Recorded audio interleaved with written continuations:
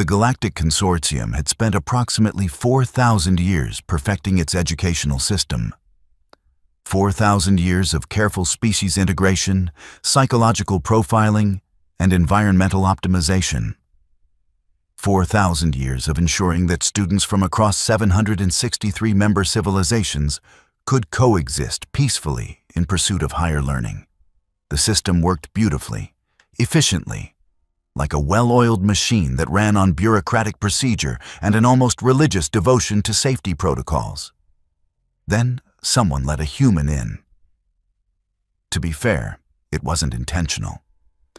The consortium's admission algorithms were sophisticated pieces of work, cross-referencing genetic markers, homeworld classifications, and species behavioral indices with the kind of thoroughness that would make a paranoid dictator weep with envy. But humans, as it turned out, had a special talent for slipping through cracks that shouldn't technically exist. Something about their genetic diversity, their scattered colony worlds, and their absolute refusal to fit into neat, categorical boxes made them administratively slippery.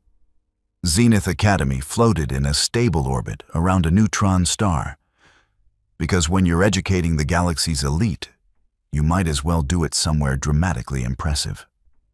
The station itself was a marvel of engineering. A crystalline structure that spanned 40 kilometers and housed 70,000 students, from species that ranged from methane-breathing crystalline entities to hive-minded swarm intelligences that counted as a single student despite numbering in the thousands. The Academy prided itself on its safety record.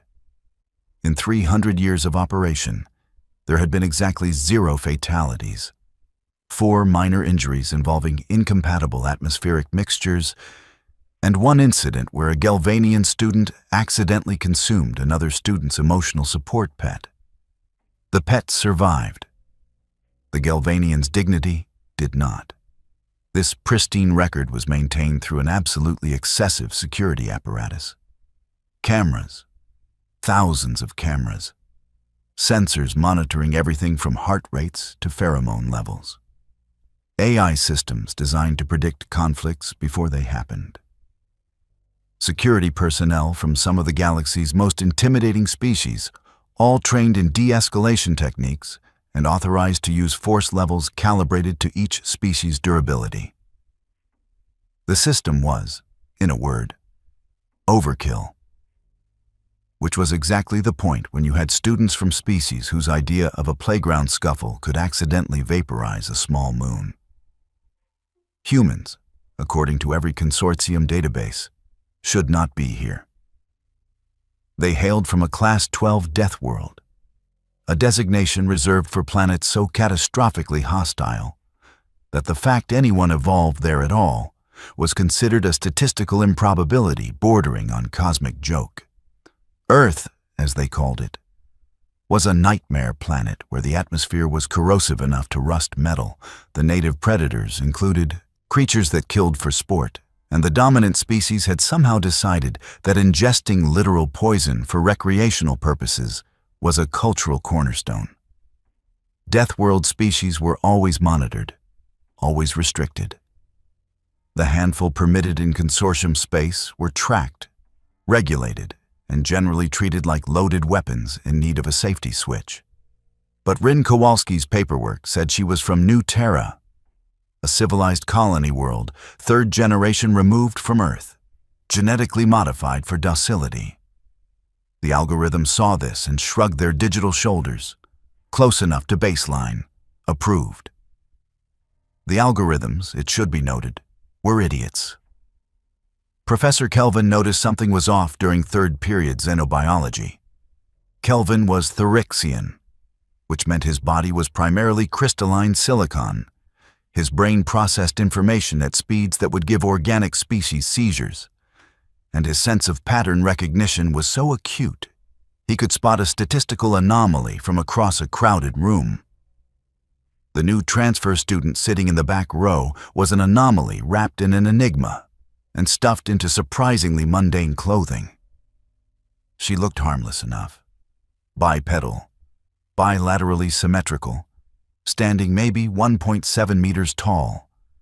Dark hair pulled back in what his cultural database identified as a ponytail. Eyes that tracked movements with an intensity that seemed excessive for a lecture on extremophile bacteria. She took notes on an actual physical notebook, which was charmingly retro in an age of neural interfaces and holographic displays. But there were inconsistencies. When Kelvin had mentioned the atmospheric pressure tolerances of Venusian cloud dwellers, she'd muttered something under her breath that his translator picked up as amateurs. When discussing the radiation resistance of Plutonian iceworms, she'd actually laughed. Not a polite chuckle, a genuine bark of amusement that made several nearby students flinch. And then there was the incident with the specimen jar. Kelvin had been passing around a sealed container holding a preserved Raxian tunnel borer, a creature from a high-gravity world that could chew through solid titanium. The students were meant to examine it, comment on its adaptations, and generally appreciate the elegant brutality of evolution on hostile worlds. When the jar reached the transfer student, she picked it up with one hand. Just one hand. The jar weighed approximately 15 kilograms. Most species in the class needed both manipulator appendages and considerable effort to lift it. She held it like it was empty, turning it casually while squinting at the creature inside. "Cute," she said. Kelvin's crystalline structure hummed with concern. He pulled up her file on his internal display. Rin Kowalski, New Terra, 3rd generation, genetically modified. He pulled up New Terra's planetary specs: standard gravity, nitrogen-oxygen atmosphere, temperate climate zones, no major predators, utopian colony established 200 years ago by pacifist settlers seeking to escape Earth's violent culture. He looked at the student holding a 15-kilogram jar in one hand like it was a coffee cup. Something, as they say, did not compute. After class, Kelvin did what any concerned educator would do. He reported his observations to security. He used phrases like anomalous strength indicators and behavioral inconsistencies and potential classification error. He did not use phrases like, "I think we have a Deathworlder," because that would be alarmist. And Kelvin prided himself on his rationality. Security Chief Vorn received the report with the kind of weary resignation that came from dealing with hundreds of false alarms generated by anxious faculty who thought every unusual behavior was a threat. Vorn was Krillian, which meant he had an exoskeleton that could shrug off small arms fire, compound eyes that could track multiple targets simultaneously, and a thorough commitment to protocol that bordered on religious devotion. He pulled up the student's file. New Terra, 3rd generation, modified. Everything looked fine. He pulled up the security footage from xenobiology class. Watched the girl pick up the specimen jar. Watched her hold it one-handed while she examined it. Vorn's mandibles clicked thoughtfully. He ran a biomechanical analysis. The jar weighed 15 kilograms. The lift she executed required approximately 3 times the strength that a new Terran should possess. Either she was augmented, which would have shown up in the medical scans, or... Vorn pulled up Earth's classification. Class 12 Deathworld. Gravity, 9.8 meters per second squared. Atmospheric composition, 21% oxygen. Native predator count. Oh look, literally everything including the plants. He pulled up New Terra's specs again. Gravity, 7.2 meters per second squared. Atmospheric composition, 19% oxygen. Native predator count, 0 by design. Someone from New Terra shouldn't be able to lift 15 kilograms one-handed without effort. Someone from New Terra shouldn't look at a tunnel borer and call it cute. Someone from New Terra shouldn't have the kind of casual situational awareness he was now noticing in the footage. The way her eyes tracked every movement in the room. The way she'd positioned herself with her back to the wall and clear sight lines to both exits. Someone from Earth would. Vorn clicked his mandibles again, this time with more agitation. If they had an undeclared Deathworlder on station, protocols demanded immediate containment. Not because humans were necessarily violent, but because they were unpredictable. Because their threat assessment was calibrated for a world that was actively trying to kill them. Because an Earth-born human in a crisis situation would respond with the kind of overwhelming force that their home planet had taught them was appropriate, which in civilized space was considered catastrophically excessive. He needed to verify, quietly, professionally, with absolutely no room for error, because if he was wrong, he'd be the security chief who racially profiled a student. And if he was right, he'd be the security chief who let a Deathworlder wander unsupervised through the academy for 2 weeks. Vorn assembled a team, 4 officers. Tix, a Morvellian with 6 arms and sedation glands. Vrana, a Quelix whose crystalline body could absorb kinetic energy. Holst, a Draxian with built-in stun capabilities. And Quib, a Feluvian whose psychic abilities could calm aggressive intentions. Overwhelming force meeting careful de-escalation. By the book, professional. They found her in the common area during lunch period. The common area was a massive amphitheater-style space where students gathered between classes. It could hold 5,000 individuals comfortably, with environmental zones for different atmospheric requirements and gravitational preferences.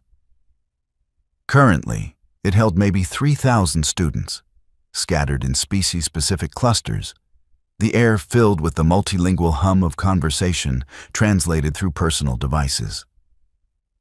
Rin Kowalski sat alone at a table in the universal gravity zone, eating something that looked disturbingly like actual meat.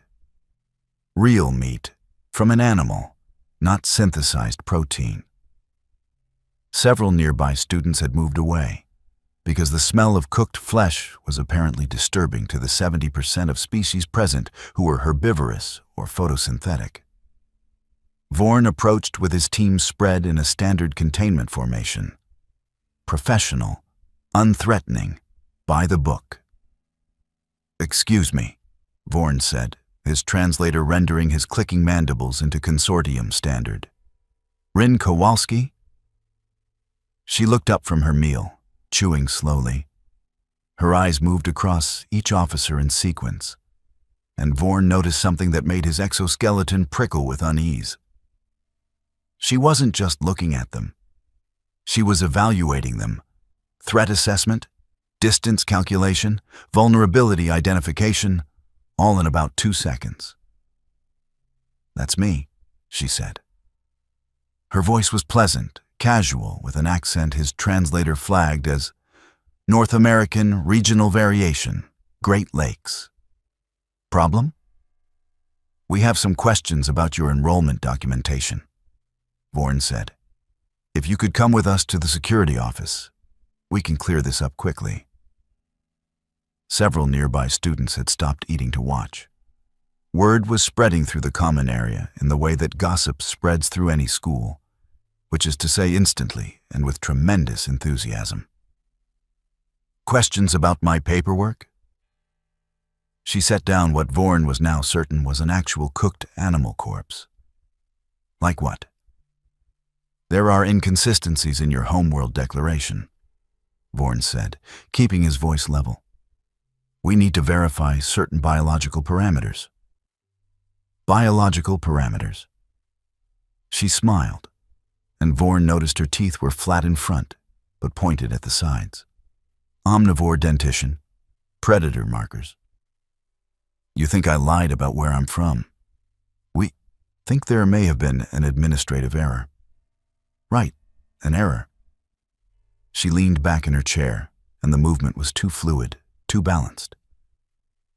"And you need 4 officers to ask me about paperwork?" This was the moment. The critical point. Vorn had been trained for this. De-escalation, calm, professional. "It's standard procedure for classification verification," he said. "If you could just come with us." "No," she said. The word hung in the air like a grenade with a pin pulled. "I'm sorry," Vorn said. I said no. She stood up, and Vorn noticed she moved her chair back with her foot without looking at it, maintaining eye contact with him the entire time. "You want to verify my biology? Fine. Bring the equipment here. Run your scans. But I'm not going anywhere with 4 security officers who are looking at me like I'm a bomb." The common area had gone quiet.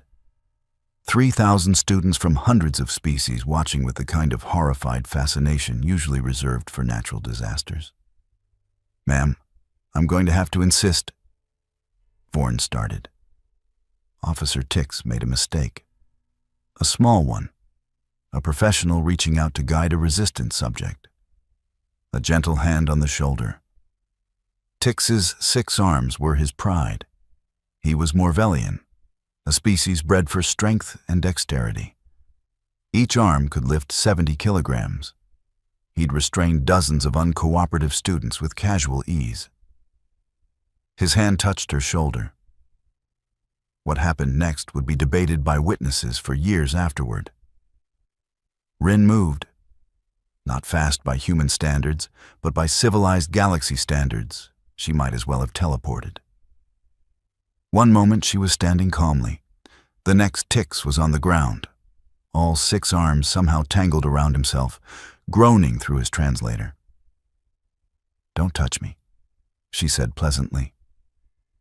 Vrana moved next, crystalline body surging forward to absorb what she assumed would be a panic strike. She'd trained for this. Her body could absorb kinetic energy, convert it to stored potential. She was essentially a walking shock absorber. She hit something that felt like hitting a wall. The human had sidestepped, then struck with an open palm against Vrana's center of mass. It shouldn't have worked. Vrana's structure could absorb impacts from charging megafauna. Except the human hadn't hit her hard. She'd hit her perfectly. Found some resonant frequency in Vrana's crystalline matrix that sent her entire body into harmonic vibration. Vrana collapsed, her structure unable to maintain cohesion while vibrating at that frequency. Holst deployed his electrical discharge. Standard procedure. 40,000 volts, carefully calibrated to stun without permanent damage. The human's entire body locked up for exactly half a second. Then she shook it off like someone had splashed cold water on her. "Seriously?" she said. "That's your best shot?" Holst's brain tried to process what he'd just seen. His stun charge could drop a Garthian war boar. This small bipedal mammal had just flexed through it. Quib, the psychic, tried next. Gentle mental pressure, calm thoughts, suggestions of peace. This was his specialty. He could soothe the most aggressive minds, drain away violent intent, leave subjects in a state of peaceful compliance. He touched her mind and immediately pulled back, his telepathic feelers recoiling like he'd grabbed a live wire. Her thoughts were chaos. Not angry chaos, just human chaos. A dozen thoughts running simultaneously, threat assessments overlapping with memory fragments of something called jiu-jitsu class, and wondering if the cafeteria would serve pizza tomorrow, and noticing that Officer Vorn's stance was unbalanced, and remembering song lyrics and calculating trajectories, and it was like trying to calm a thunderstorm by asking it politely to stop raining. Vorn, to his credit, didn't panic. He reached for his communicator to call for backup. That's when the cameras shut down. Not just the cameras in the common area. All the cameras, every sensor, every monitoring device in a 50-meter radius just went dark. Clean electromagnetic pulse. Perfectly calibrated. Absolutely illegal. In the 4.7 minutes before the systems rebooted, something happened in that common area. Exactly what happened would depend on which of the 3,000 witnesses you asked. According to a Voluvian student, the human moved like water. flowing around the security officers' attempts to restrain her, putting each one on the ground with minimal effort before calmly sitting back down to finish her meal.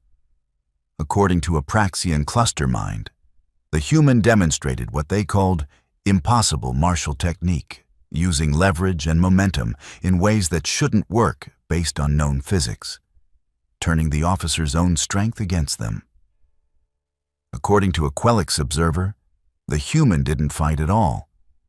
She talked to them, reasoned with them, convinced them to stand down through pure rhetorical skill, and then they all fell down independently due to embarrassment. According to a Therixian witness, the human briefly achieved flight through unknown means, possibly teleportation, definitely something that violated the Academy's ban on personal gravity manipulation devices. According to 17 Jeluvian students, nothing violent happened at all. There was a polite discussion, everyone remained calm, and the security officers accidentally injured themselves through clumsiness. According to the human, when asked later, "They tried to grab me. I defended myself. That's it." When the cameras came back online, 4 security officers were on the ground in various states of disarray. Tix was still untangling his arms. Vrana was vibrating softly, trying to stabilize her matrix. Holst was staring at his discharge ports like they'd personally betrayed him. Quib was sitting cross-legged on the floor, radiating psychic confusion. Rin Kowalski was sitting at her table, eating her definitely real meat sandwich, looking utterly unbothered. Vorn was standing at attention, mandibles locked in what his species used to express profound professional embarrassment. The common area was silent, except for 3,000 students trying very hard not to make eye contact with anyone else. The aftermath was, in a word, spectacular. In several other words, a bureaucratic catastrophe of unprecedented proportions. Dean Morpheus was Quilaxian, which meant he had 7 tentacles, bioluminescent communication patches, and a temperament that had survived 600 years of academic politics through sheer patient determination. He had seen budget crises, accreditation challenges, and that one incident with the Gorvalian exchange student who'd tried to unionize the cafeteria workers. He had never seen 4 of his security officers get systematically dismantled by a single first-year student in broad daylight in front of 3,000 witnesses, while every security camera mysteriously malfunctioned. The reports were contradictory, magnificently, artistically contradictory. He had 47 different witness statements describing 47 different events. Physics-defying combat, peaceful negotiation, mass hallucination, coordinated lying to protect the student, coordinated lying to protect the security team, alien mind control, actual sorcery. The only things everyone agreed on: the human had not thrown the first punch, and the cameras had absolutely definitely malfunctioned at the most convenient possible moment. Morpheus pulled up the technical report on the camera failure. Electromagnetic pulse. Highly localized, extremely sophisticated. Required either military-grade equipment or intimate knowledge of the Academy's security grid. He looked at the student sitting across from his desk, looking entirely too calm for someone who just committed what might be 7 different categories of assault. "Miss Kowalski," he said, his translator rendering his bioluminescent pulses into a voice of patient authority. "Would you like to explain what happened?" "Sure," she said. "Your security team tried to illegally detain me based on species profiling. I declined. They attempted to use force. I defended myself using reasonable and proportional response. Then I sat back down and finished my lunch. The cameras malfunctioned." "Did they? That's weird. Technology is so unreliable these days. 4 officers required medical attention. I'm very sorry to hear that. I hope they're okay. But I did tell them not to touch me." Morpheus had not survived 600 years in academic administration by being easily frustrated. He changed tactics. Your paperwork says you're from New Terra. That's correct. Third generation, genetically modified for reduced aggression and enhanced social compliance. That's what it says. But you're not from New Terra, are you? The student smiled. It was not a threatening smile. It was worse. It was the smile of someone who knew exactly how badly they'd beaten the system and was enjoying every second of it. My paperwork is accurate, she said. I am third generation from Earth settlement. My grandparents helped found New Terra. I was born there. All of this is documented and verified. But you were raised on Earth. I spent summers with my other grandparents. Is that illegal? You have Earth normal strength, Earth normal reflexes, Earth normal threat response patterns. I exercise. I had good teachers. I'm alert in unfamiliar environments. These are personality traits, not crimes. Morpheus's bioluminescence flickered with what in his species indicated grudging respect. She was right. Technically, absolutely, legally right. Her paperwork was accurate. She was New Terran by birth. The fact that she'd spent significant time on Earth wasn't something the admission algorithms checked for. The fact that she clearly had the physical capabilities and combat training of an Earth-born human wasn't illegal if she hadn't actually caused any permanent harm. You put 4 security officers on the ground. I defended myself against unlawful detention. The consortium's own regulations permit reasonable self-defense when security forces act outside legal authority. Your officers had no grounds to detain me. They admitted as much when they said they only had questions. Questions aren't grounds for forced removal to a security office.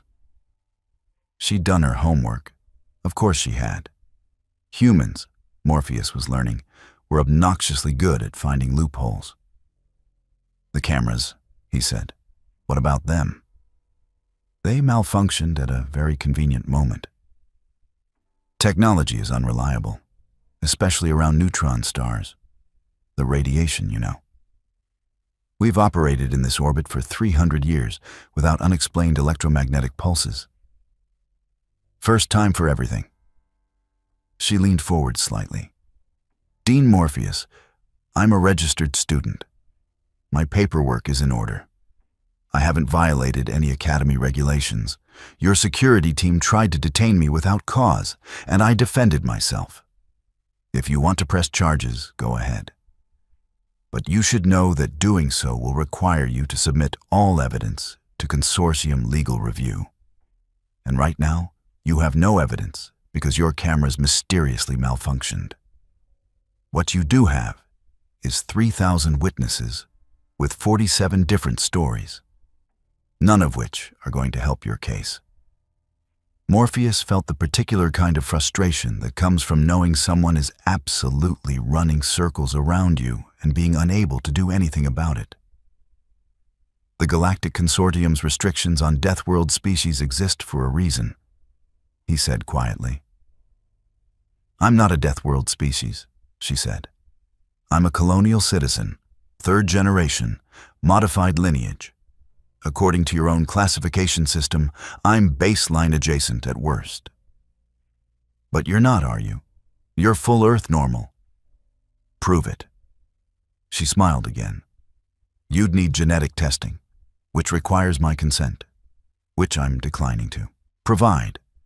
So unless you want to violate about 16 different consortium statutes regarding biological privacy rights, she had him, absolutely had him, and they both knew it.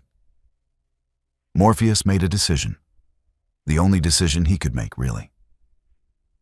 You can stay, he said. Your enrollment stands. However, you will be monitored closely. Any hint of excessive force, any indication that you pose a danger to other students, and you're gone. Clear? Crystal, she said. Though I should point out that monitoring me would also require my consent under privacy statutes, and get out of my office. She left, and Morpheus spent the next several minutes staring at his desk and wondering if retirement was really such a terrible option. The Galactic Consortium's Educational Oversight Committee reviewed the incident with the kind of obsessive detail that only bureaucrats can achieve. They examined reports, interviewed witnesses, consulted legal precedents, and generated 17,000 pages of documentation. Their conclusion: insufficient evidence for disciplinary action. The student's paperwork was in order. The security team had acted precipitously. The camera malfunction was unexplained, but not impossible. Case closed. They did, however, issue new guidelines: enhanced screening for colonial world applicants, mandatory genetic diversity analysis, revised protocols for handling students from high-gravity worlds. The guidelines were comprehensive, thorough, and would be absolutely useless the next time a human figured out how to slip through the cracks. Because here's the thing about humans that the Galactic Consortium was slowly, painfully learning. They were good at systems, understanding them, working within them, finding the spaces where the rules didn't quite connect, and exploiting those spaces with creativity that bordered on art. The restrictions on Deathworld species assumed that danger came from violation, from breaking rules, from stepping outside boundaries. Humans didn't break rules.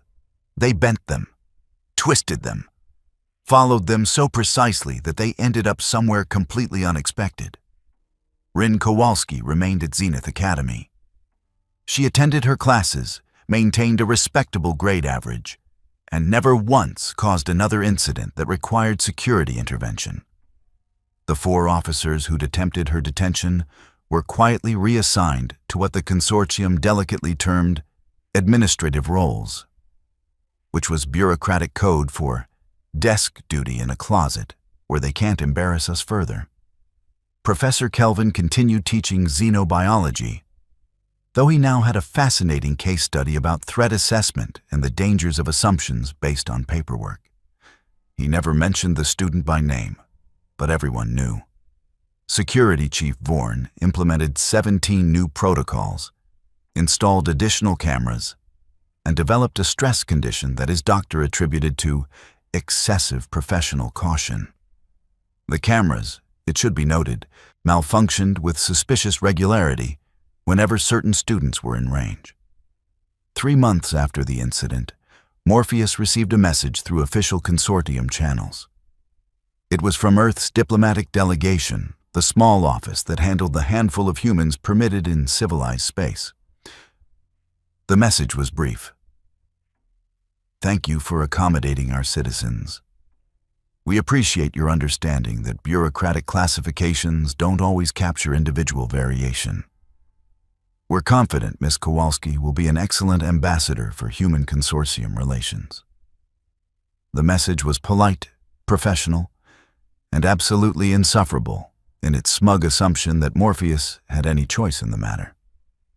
He filed it in his deeply frustrating but technically correct folder, which had gotten noticeably thicker since humans started applying to consortium institutions. On a Tuesday afternoon, about a year after the incident, Rin Kowalski sat in the common area eating lunch. Real meat again, because she discovered that the horror it inspired in herbivorous species gave her a comfortable amount of personal space. A small device sat in her pocket. Military-grade EMP generator, highly illegal, compact enough to fit in her palm. She'd built it herself from components that were individually legal, but collectively prohibited, because humans were good at that sort of thing.